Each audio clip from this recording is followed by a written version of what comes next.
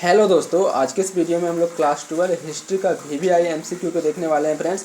इस प्रकार के प्रश्न जो है आपके एग्जाम में बार बार पूछे जाते हैं। तो फ्रेंड्स, वीडियो को बिल्कुल भी स्किप मत कीजिएगा, वीडियो को पूरा अंत तक देखिएगा, क्योंकि दोस्तों ये आपके एग्ज़ाम के लिए बहुत ही महत्वपूर्ण है। यहाँ से आपके एग्ज़ाम में बहुत सारे प्रश्न देखने को मिलेंगे।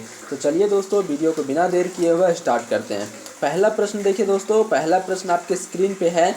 सिंधु सभ्यता के लोग का दर्पण किसका बना हुआ था? ठीक है, जो सिंधु सभ्यता के लोग थे दोस्तों, वो दर्पण जो है वह किसका बना हुआ था? मतलब फ्रेंड्स, जो दर्पण है वह किससे बनाते थे? ठीक है, तो इसका सही आंसर हो जाएगा आपका तांबा। ऑप्शन नंबर बी इसका करेक्ट आंसर है। आगे देखिए, दूसरा नंबर प्रश्न है। सिंधु घाटी सभ्यता में प्राप्त 3 मुख वाले एक पुरुष देवता को योगी की मुद्रा में सिंहासन पर बैठे हुए दिखाया गया है, जिसकी पहचान पशुपति शिव के रूप में किसने की है? तो इसका सही आंसर हो जाएगा दोस्तों ऑप्शन नंबर ए। ठीक है, सर जॉन मार्शल ने। ऑप्शन नंबर ए इसका करेक्ट आंसर है। आगे देखिए, तीसरा नंबर प्रश्न है। हड़प्पा सभ्यता का सबसे बड़ा नगर कौन था? ये बहुत ही आसान सवाल है दोस्तों। ये सवाल मैंने आपको इससे पहले जो मॉडल सेट करवाया था 1, उसमें ये सवाल था। ठीक है, तो इसका आंसर आप लोगों को कमेंट में बताना है। आगे देखिए, अगला प्रश्न है फ्रेंड्स। सिंधु घाटी सभ्यता में हल का प्रमाण किस स्थान से प्राप्त हुआ है? ये दोस्तों बहुत ही महत्वपूर्ण सवाल है। ये आपका रिपीटेड प्रश्न है। ठीक है, 2022-23 में पूछा गया था, तो 2024 में भी पूछे जाने की पूरी संभावना है। तो इसका सही आंसर हो जाएगा दोस्तों ऑप्शन नंबर सी। ठीक है, कालीबंगा में। आगे देखिए, 5वां नंबर प्रश्न है दोस्तों। हड़प्पा और मोहनजोदड़ो के बीच की दूरी कितनी है? ठीक है, जो हड़प्पा है दोस्तों और मोहनजोदड़ो, उनके बीच डिस्टेंस कितना है, दूरी कितना है? ठीक है, यहाँ पे देखिए आपका ऑप्शन दिया हुआ है 383, 483, 683, 583। ठीक है, यहाँ पे दोस्तों आपका सारे ऑप्शन गलत हैं। इसका आंसर हो जाएगा आपका 675। ठीक है, 675.3। ठीक है, या फिर दोस्तों कोई बुक में आपका लिखा हुआ रहता है 670। ठीक है, किसी बुक में आपका 670 लिखा रहता है।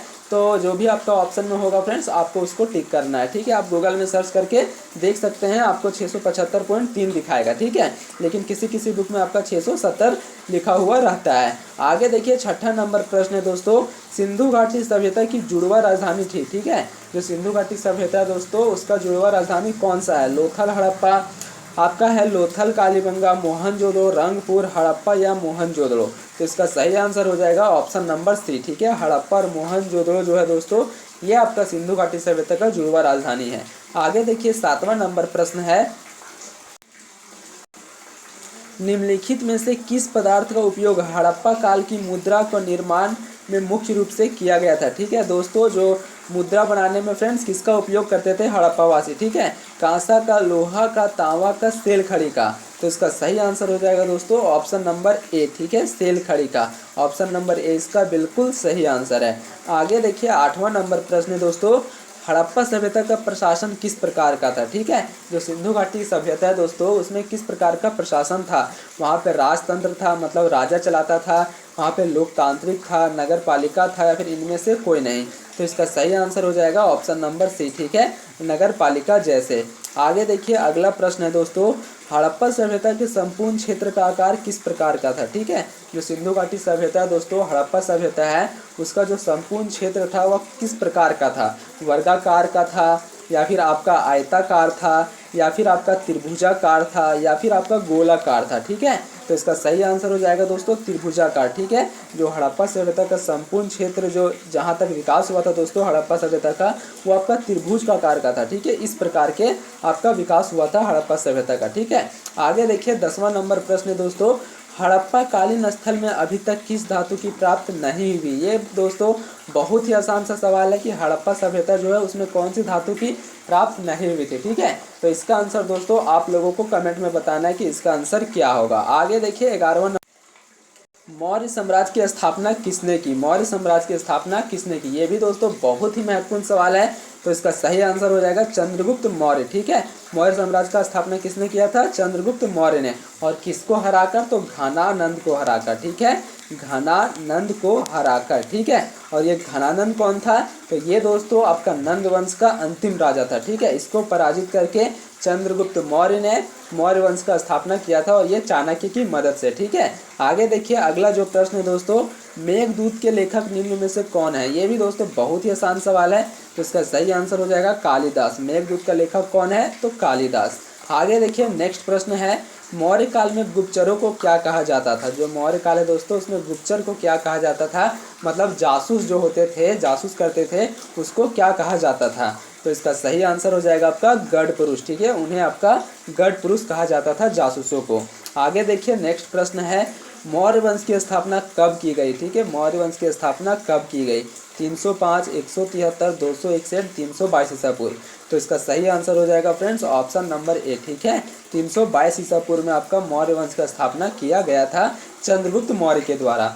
आगे देखिए 15 नंबर प्रश्न है, मेगस्थनीज के पुस्तक को किस नाम से जाना जाता है। ठीक है, मेगस्थनीज के द्वारा कौन सा पुस्तक लिखा गया है। तो इसका सही आंसर हो जाएगा इंडिका। ठीक है, ऑप्शन नंबर 20 का करेक्ट आंसर है।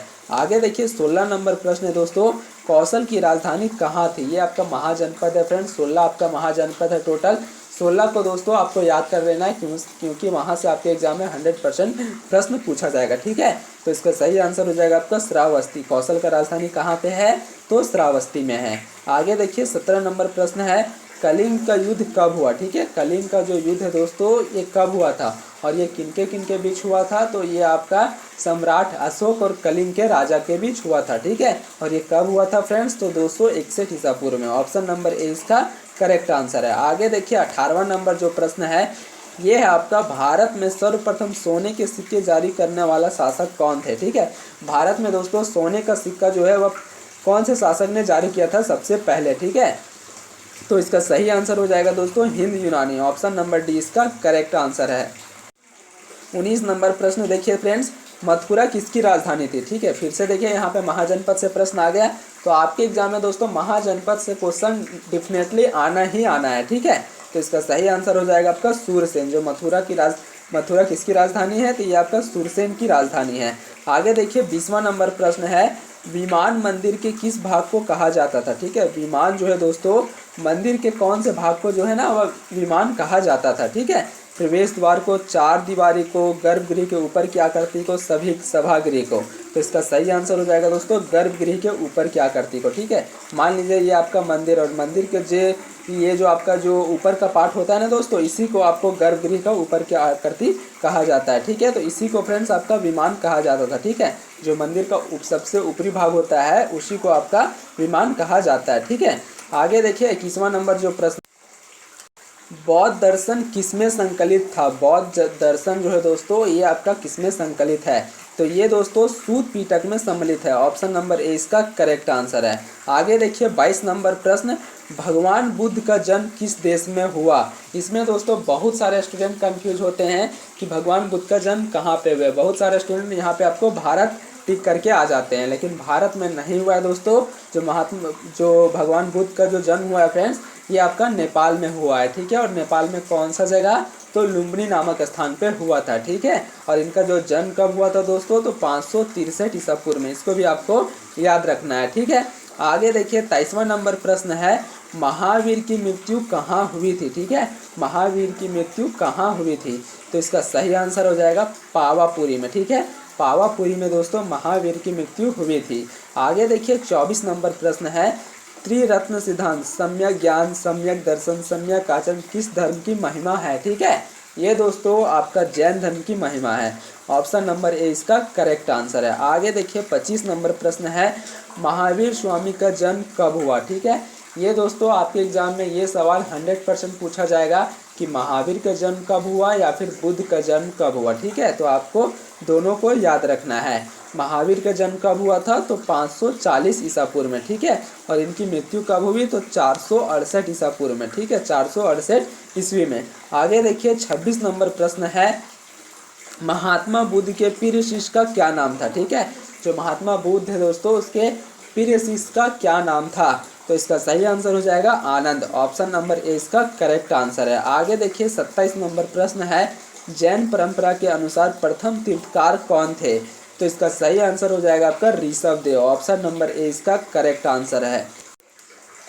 लास्ट प्रश्न देखिए दोस्तों, लास्ट प्रश्न आपका 28 नंबर प्रश्न, जैन धर्म के अंतिम एवं 24 तीर्थकार कौन थे, तो इसका सही आंसर हो जाएगा आपका वर्धमान महावीर। ठीक है, ऑप्शन नंबर डी इसका करेक्ट आंसर है। ये था दोस्तों आप लोगों का VVMCQ जो आपके एग्ज़ाम में बार बार पूछे जाते हैं। ठीक है, यहाँ से आपके एग्ज़ाम में बहुत सारे प्रश्न देखने को मिलेंगे। तो दोस्तों वीडियो को 2-3 बार देखिए ताकि आपको अच्छे तरीके से सब कुछ याद हो जाए। ठीक है, मिलते हैं दोस्तों नेक्स्ट वीडियो में, तब तक के लिए जय हिंद जय भारत।